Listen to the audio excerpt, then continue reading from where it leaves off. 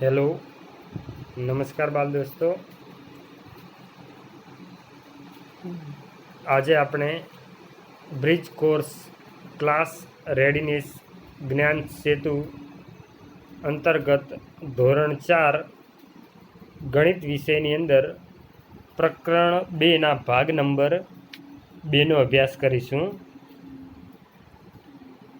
પ્રકરણ 2ની અંદર આપણે ગઈકાલે વિડીયોની અંદર અહીં અંકોમાં અને શબ્દોમાં આપેલું છે તેનો અભ્યાસ કર્યો હતો। એના પછી 10ની ગણતરી કરીને ખાલી જગ્યા પૂરો, 50ની ગણતરી, પેટર્ન, કોષ્ટક 1માં જે રંગ આપેલા છે એ મુજબ કોષ્ટક 2માં રંગ પૂર્યા, ત્યાં સુધી આપણે અભ્યાસ કર્યો હતો। આજે આપણે એનાથી થોડો આગળ અભ્યાસ કરવાનો છે। તો અહીં ચડતા ક્રમમાં ગોઠવો એવું કહેલું છે, એ આપણે જોઈએ। ચડતા ક્રમમાં ગોઠવો। ચલો તો ચડતા ક્રમમાં તમને 4 સંખ્યાઓ આપેલી છે। તો સૌપ્રથમ ચડતા ક્રમમાં ગોઠવવાની હોય સંખ્યાને, ત્યારે ચડવાનું એટલે પહેલું પગથિયું નાનું હોય, એનાથી મોટું મોટું મોટું એ રીતે હોય। તો પ્રથમ કેવી સંખ્યા લખશું ચડતા ક્રમમાં ગોઠવવા માટે? તો ચડતા ક્રમમાં ગોઠવવા માટે પ્રથમ નાની સંખ્યા હશે। જો અહીં લખું છું, પ્રથમ નાની સંખ્યા, એનાથી નાનીથી મોટી તરફ જવાનું તમારે। નાની સંખ્યાથી મોટી તરફ જશો એટલે સંખ્યાઓ ચડતા ક્રમમાં ગોઠવાઈ જશે। નાનીથી મોટી એટલે કઈ રીતે જુઓ તો અહીં બધી જ સંખ્યાઓ 3 અંકની છે, એટલે તમારે 3 અંક એટલે એકમ, આ એકમ, એના પછી દશક અને આ 100નું સ્થાન છે। તો આ રીતે 100નું સ્થાન એટલે છેલ્લું જે 100નું સ્થાન છે એ જોશો તો તમને ખ્યાલ આવી જશે કે કઈ સંખ્યા નાની છે કે કઈ સંખ્યા મોટી છે। જો તો અહીં 321, 520, 250 અને 231, તો એની અંદર પ્રથમ અંક જુઓ તમે 100નું સ્થાન, આમાં 3, આમાં 5, આમાં 2 અને આમાં 2। તો પ્રથમ નાની કઈ દેખાય છે? તો 3 અને 5 વાળી મોટી છે। તો આ બે સંખ્યામાં નાની કઈ? અહીં 250 છે અને 231 છે, તો અહીં નાની સંખ્યા થશે 231 વાળી, એટલે પ્રથમ આ સંખ્યા આવશે, એના પછી 250, પછી આ અહીં 3 છે અને 5 છે, તો 3 વાળી એનાથી મોટી થશે એટલે આ ત્રીજા નંબરમાં આવશે અને આ આવશે ચોથા નંબરમાં। એટલે સંખ્યાની ગોઠવણી કઈ રીતે થશે? પ્રથમ આવશે 231, પછી આવશે 250, એના પછી આવશે 321 અને એના પછી આવશે 520। આ રીતે સંખ્યાઓને તમારે ચડતા ક્રમમાં ગોઠવવાની છે। ચલો એના પછી બીજો પ્રશ્ન જોઈએ કે આ સંખ્યાને પણ તમારે ચડતા ક્રમમાં ગોઠવવાની છે, તો કેવી રીતે ગોઠવશો જુઓ। તો આ સંખ્યામાં પ્રથમ આપણે 100નું સ્થાન જોવું પડશે, 7, 9, 4 અને 3। તો આની અંદર તમને જોવાથી ખ્યાલ આવશે કે કઈ સંખ્યા નાની છે, નાનીથી મોટી તરફ જવાનું છે। તો નાની સંખ્યા 100નું સ્થાનમાં નાનામાં નાની સંખ્યા કઈ છે? 3 વાળી, તો આ સંખ્યા સૌથી નાની થશે એટલે કે 1 નંબરમાં આવશે। પછી એનાથી મોટી આ 4 વાળી એટલે આ 2 નંબરમાં આવશે, એનાથી મોટી 7 વાળી એટલે 3 નંબરમાં આવશે ને આ 4 નંબરમાં લખવાની થશે। તો એ સંખ્યાઓ કઈ રીતે લખવાની જુઓ, પ્રથમ 1 વાળી એટલે કે 399, એના પછી આવશે 2 નંબર એટલે કે 400, એના પછી આવશે 743 અને એના પછી આવશે 973। તો આ રીતે તમે ચડતા ક્રમમાં ગોઠવી શકો છો। ચલો એના પછી જોઈએ ઉતરતા ક્રમમાં ગોઠવો। અહીં 4 સંખ્યાઓ આપેલી છે, એમને તમારે ઉતરતા ક્રમમાં ગોઠવવાની છે। તો ઉતરતા ક્રમમાં ગોઠવવા માટે ઉતરતો ક્રમ એટલે ઉપરથી ઉતરવાનું ચાલુ કરશો ને તમે, એટલે ઉપર સંખ્યા ઉતરતા ક્રમમાં પહેલી સંખ્યા કેવી છે? મોટી। તો મોટીથી નાની તરફ જવાનો, મોટી સંખ્યાથી નાની સંખ્યા તરફ બધી સંખ્યાઓ ગોઠવશો એટલે એ ઉતરતા ક્રમમાં થઈ જશે। તો પ્રથમ મોટી સંખ્યા કઈ છે એ નક્કી કરવું પડશે। તો જેનો સોનું સ્થાન એટલે એકમ, દશક અને સોનું સ્થાન મોટું એ સંખ્યા મોટી. તો 100ની અંદર અહીં 6 અને અહીં 2 આ બે સંખ્યાઓ મોટી લાગે છે. તો એમાંથી પણ મોટી કઈ? તો હવે દશકનું સ્થાન જોવું પડશે. દશકમાં અહીં 1 છે અને અહીં છે 2. તો એનો મતલબ કે આ 2 વાળી સંખ્યા છે એ મોટી સંખ્યા થશે. તો પ્રથમ આ સંખ્યા આવશે અને એના પછી આ બીજા નંબરની સંખ્યા આવશે. અને ત્રીજા નંબરમાં કઈ આવશે? તો એનાથી નાની આવશે આ 216 વાળી અને સૌથી નાની થશે 162. તો આ સંખ્યાઓ ગોઠવશું કેવી રીતે? તો જો પ્રથમ 621 મોટામાં મોટી સંખ્યા કઈ થશે? તમને હમણાં કીધું એમ 621. એનાથી મોટી એનાથી નાની 611. એનાથી નાની કઈ થશે? તો 216. અને સૌથી નાની એટલે કે મોટીથી નાની તરફ જવાનું એટલે સૌથી નાની થશે 162.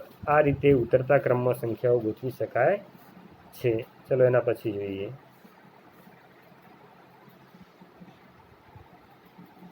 અહીં એક સંખ્યા આપેલી છે, એમાં 4 સંખ્યાઓ આપેલી છે. આ પ્રશ્નની અંદર કેટલી 4 સંખ્યાઓ છે. તો ઉતરતા ક્રમમાં એટલે પ્રથમ મોટી નક્કી કરો. તો 100નું સ્થાન જુઓ મોટું કયું છે? આ 4 વાળી. તો પ્રથમ આવશે 423. એનાથી નાની કઈ? તો કે 3 વાળી એટલે કે 309. એનાથી નાની થશે 2 વાળી, પણ અહીં બંને 2 વાળી છે. તો પછીનું જુઓ, અહીં 0 છે અને 3 છે. તો સૌથી નાની આ થશે તો આ બધાની છેલ્લે આવશે એટલે 234. અને એના પછી આવશે 204. તો આ રીતે ઉતરતા ક્રમમાં સંખ્યા ગોઠવી શકો છો. ચલો એના પછી સ્થાન કિંમતના સરવાળા સ્વરૂપે દર્શાવો. સ્થાન કિંમતના સરવાળા સ્વરૂપે દર્શાવો. તો અહીં એક ઉદાહરણ તમને આપેલું છે કે 834 છે એને 8 એ 100ના સ્થાનમાં છે એટલે કે 100ની નોટ છે. 100ની 8 નોટો એટલે 800 બને. પછી અહીં 3 છે એ દશકના સ્થાનમાં છે. 3 છે એ દશકના સ્થાનમાં છે. તો 10ની 3 નોટો એટલે 30 બને. અને આ 4 છૂટા એટલે કે એકમના સ્થાનમાં છે એટલે 4 છૂટા લખવાના થશે. તો હવે આગળ કઈ રીતે લખવાનું એ જોઈએ. આ બીજા નંબરની સંખ્યા જુઓ 231. તો એના સ્થાન સ્વરૂપે એને આપણે છૂટા પાડીએ તો પહેલાં 2 છે. તો 2 છે એ 100ની 2 નોટો છે. 100ની 2 નોટો હોય એટલે કેટલા થાય? 200 વત્તા આ 3 એટલે કે એની બાજુમાં 3 છે. આ 3 એનો મતલબ થશે કે 10ની 3 નોટો એટલે 30. અને આ 1 એ છૂટા છે એટલે કે એકમમાં છે 1.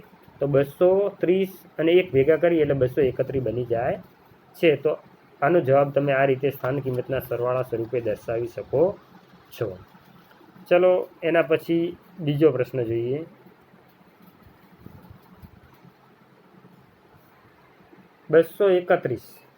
ચલો 231 જોઈ લીધું. એના પછી ત્રીજા નંબરની રકમ જોઈએ 930. તો 930 એનો મતલબ કે 100ની 9 નોટો છે એટલે કે 900 વત્તા આ 3 છે દશકમાં એટલે 10ની 3 નોટો એટલે 30. અને 0 એટલે છૂટા કેટલા છે? 0. તો 930 અને 0 એટલે 930 થઈ ગયા. ચલો એના પછી 4 નંબરનો પ્રશ્ન જોઈએ 606. તો 100ની 6 નોટો. તો કેટલા લખશે? 100ની 6 નોટો એટલે 600. 10ની કોઈ પણ નોટ નથી, 0 લખેલું છે એટલે 10ની 0 નોટ અને છૂટા 6 એટલે 600 અને 6. તો 606 બની ગયા. તો આ રીતે તમે સ્થાન કિંમતના સરવાળા સ્વરૂપે દર્શાવી શકો છો. એના પછી 500 એટલે 100ની 5 નોટો છે. દશકમાં 0 છે કોઈ નોટ નથી.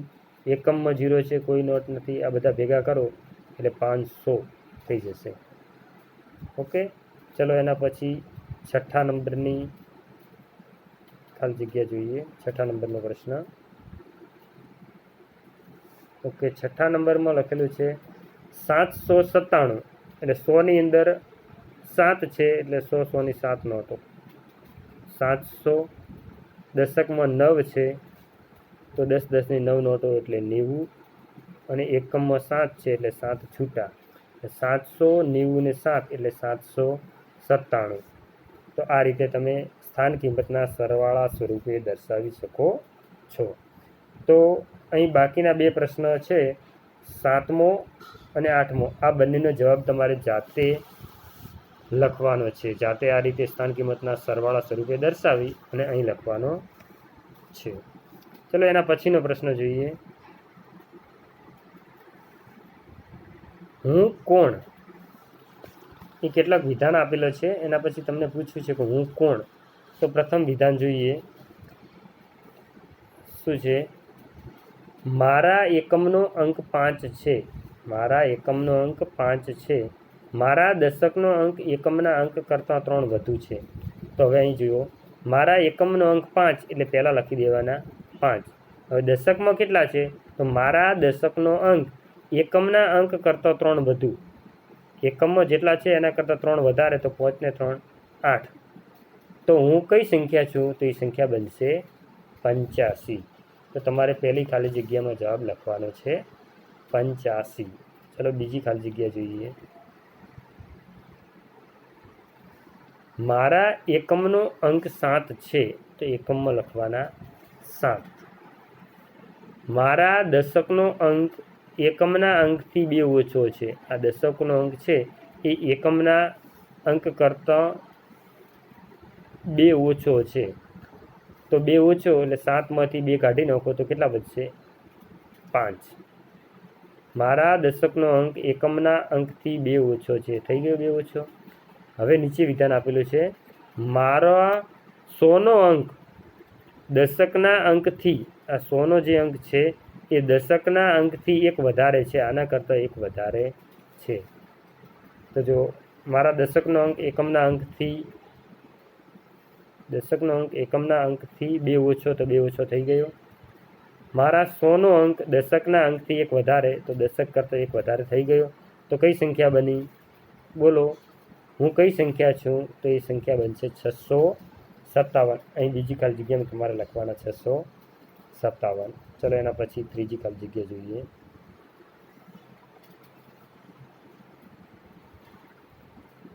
ત્રીજી, મારા એકમનો અંક 2 છે તો એકમમાં લખવાના 2.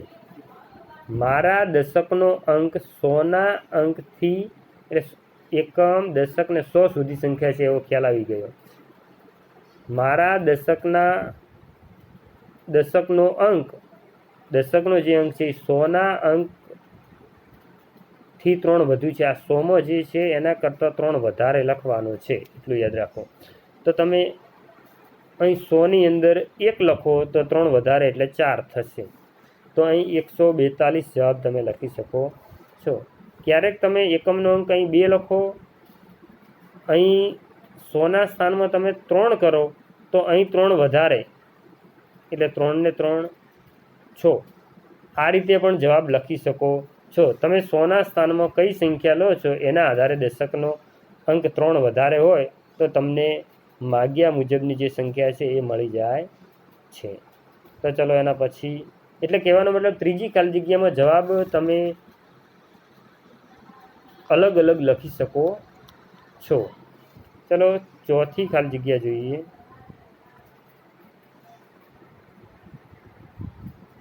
ચોથી ખાલી જગ્યા, જો તમે મારામાં 8 ઉમેરો તો 11 થાય. મારામાં એટલે કોઈ સંખ્યા છે, આ કોઈ સંખ્યામાં 8 ઉમેરીએ તો 11 થાય. તો હવે કઈ સંખ્યા છે એમાં 8 ઉમેરવાથી 11 થાય? તો 11માંથી 8 કાઢો તો તમને ખ્યાલ આવશે કે 3. તો 3ની અંદર 8 ઉમેરવાથી 11 થાય, તો અહીં જવાબ આવશે 3. એના પછી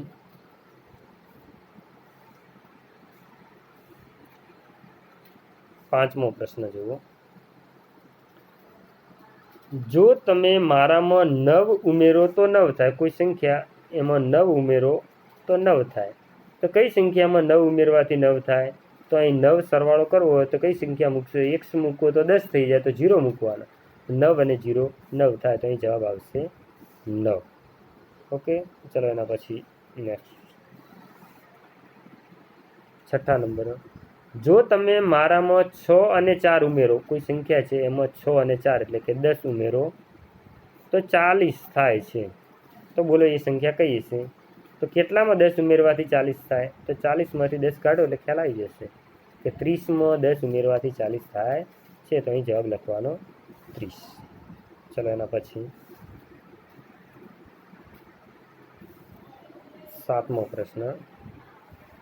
જો તમે મારામાં 2 અને 5 ઘટાડો, કોઈ સંખ્યા છે એમાંથી 2 અને 5 ઘટાડવાના એટલે બાદ કરવાના, 2 અને 5 એટલે કે 7 ઘટાડો તો 10 થાઉં છું. બોલો હું સંખ્યા કઈ? આ સંખ્યા કઈ છે? તો કઈ સંખ્યામાંથી તમે 7 ઘટાડશો તો 10 થાય? આ બંને ભેગા કરી દે એટલે ખ્યાલ આવી જાય. 10 ને 7 17. તો 17માંથી 7 ઘટાડો તો 10 થાય છે. તો અહીં જવાબ આવશે 17. ચલો એના પછી ચાલો યાદ રાખીએ. આ વસ્તુ તમારે યાદ રાખવાની છે. શું છે? તો કે સૌથી મોટી અને સૌથી નાની સંખ્યાઓ. સૌથી મોટી સંખ્યા 1 અંકની, 2 અંકની, 3 અંકની અને 4 અંકની. તો એકડી લખેલી હોય, 1 થી 10 એકડા લખેલા હોય, તો એમાં 1 અંકની મોટામાં મોટી સંખ્યા તમને કઈ મળશે? તો 9. 9 પછી 10 થાય. 9 પછી શું થાય છે? 10. તો આ 2 અંકની સંખ્યા થઈ ગઈ. તો 1 અંકની મોટામાં મોટી કઈ થઈ? તો 9. તો 2 અંકની મોટામાં મોટી હવે યાદ રાખવા માટે નવડાવાળી એટલે કે 99. અને 3 અંકની મોટામાં મોટી સંખ્યા એટલે 999. 4 અંકની મોટામાં મોટી સંખ્યા એટલે 9999. આ રીતે સૌથી મોટી સંખ્યાઓ તમારે યાદ રાખવાની. અને નાની સંખ્યા જોઈએ તો સૌ પ્રથમ 1 અંકની નાનામાં નાની સંખ્યા 1. તમને થતું હશે કે 1થી પણ નાની સંખ્યા છે 0, એ કેમ નથી લખી? તો 0 ન લખવાનું કારણ કે 0 પૂર્ણ સંખ્યાઓ છે. આપણે 1 અંકની આ સંખ્યા જુઓ તો આપણે પ્રાકૃતિક સંખ્યાનો અભ્યાસ કરીએ. પ્રાકૃતિક સંખ્યા એટલે શું? ગણતરીની સંખ્યા. તમારે કોઈ પણ વસ્તુ ગણવી હોય તો ગણવાની શરૂઆત ક્યાંથી કરશો? તમને કીધું હોય કે અહીં પેન્સિલ આપેલી છે, ગણો, તો તમે શરૂઆત કરશો 1, 2, 3 એ રીતે ગણવાની શરૂઆત કરશો. તો ગણતરીની શરૂઆત એક સંખ્યાથી થાય છે. તો ગણતરીની સંખ્યાઓ એટલે કે પ્રાકૃતિક સંખ્યાઓની શરૂઆત 1થી કરશું એટલે 1 અંકની નાનામાં નાની સંખ્યા બનશે 1. ઓકે. હવે 2 અંકની નાનામાં નાની સંખ્યા કઈ? તો 2 અંકની શરૂઆત ક્યાંથી થાય? એકડા લખેલા હોય એની અંદર તમે જોશો તો અભ્યાસ કરશો તો તમને ખ્યાલ આવશે કે 2 અંકની સંખ્યાની શરૂઆત 10થી થાય છે. એની પહેલાં 9 હોય છે. તો 2 અંકની નાનામાં નાની સંખ્યા બનશે 10. હવે ખ્યાલ આવી જશે. 1 1 શૂન્ય ઉમેરવાની તો 3 અંકની નાનામાં નાની સંખ્યા 100. 4 અંકની નાનામાં નાની સંખ્યા એકડો અને 3 મીંડા એટલે 1000. આ રીતે સૌથી મોટી સંખ્યા આવે એટલે 9 વાળી યાદ રાખવાની, અને સૌથી નાની સંખ્યા આવે એટલે 1 લખીને પાછળ મીંડા યાદ રાખશો એટલે તમને ખ્યાલ આવી જશે. ઓકે, ચલો એના પ્રશ્નો નીચે થોડા આપેલા છે, એનો અભ્યાસ કરીએ.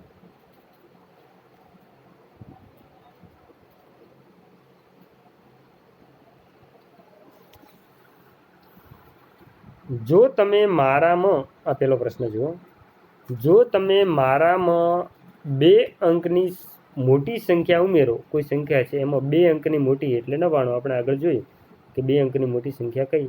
99.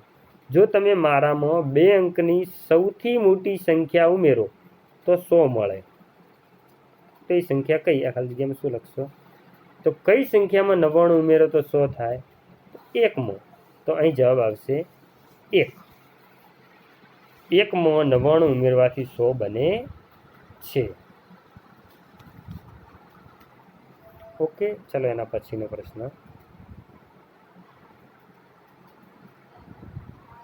બીજો, જો તમે મારામાં 5 ઉમેરો, કોઈ સંખ્યા છે એમાં 5 ઉમેરો તો તમને 2 અંકની સૌથી મોટી સંખ્યા મળશે. 2 અંકની સૌથી મોટી સંખ્યા એટલે 99. તો કઈ સંખ્યામાં 5 ઉમેરવાથી તમને 99 મળે? તો કઈ સંખ્યા આવશે? તો કે 99માંથી 5 બાદ કરી દો તો જવાબ આવશે 94. 94 અને 5 99. તો આ ખાલી જગ્યામાં લખવાના 94. ચલો એના પછી ત્રીજા નંબરની ખાલી જગ્યા જોઈએ. જો તમે મારામાં 100 ઉમેરશો, કોઈ સંખ્યા છે એમાં 100 ઉમેરશો તો તમને 3 અંકની મોટામાં મોટી સંખ્યા મળશે. 3 અંકની મોટામાં મોટી સંખ્યા એટલે 999. જો તમે મારામાં 100 ઉમેરશો, અહીં સંખ્યા છે એમાં 100 ઉમેરશો તો 3 અંકની મોટામાં મોટી સંખ્યા મળશે. તો બોલો હું કોણ? એ સંખ્યા કઈ સંખ્યા છે કે એમાં તમે 100 ઉમેરો તો 999 મળે? એટલે કે 999માંથી 100 બાદ કરો એટલે ખ્યાલ આવી જશે 899. તો 899માં 100 ઉમેરવાથી 999 મળે છે. તો આ ત્રીજી ખાલી જગ્યાનો જવાબ લખશો 899. ઓકે, ચલો એના પછી 4 નંબર અને 5 નંબરની જે ખાલી જગ્યાઓ છે એ તમારે જાતે ગણવાની છે. જાતે ગણી અને જવાબ લખવાના છે. તો અહીં ભાગ 2, પ્રકરણ 2નો ભાગ 2 પૂરો થયો. તો જે કોઈએ પહેલા ભાગનો વિડીયો ન જોયો હોય તો આ વિડીયોની ડિસ્ક્રિપ્શનમાં તમને લિંક મૂકી દેવામાં આવશે. તો એમાંથી તમે ભાગ 1 અને ભાગ 2નો અભ્યાસ કરી શકો છો. જો અમારો આ વિડીયો ગમ્યો હોય તો એને લાઈક, શેર અને સબસ્ક્રાઈબ કરજો.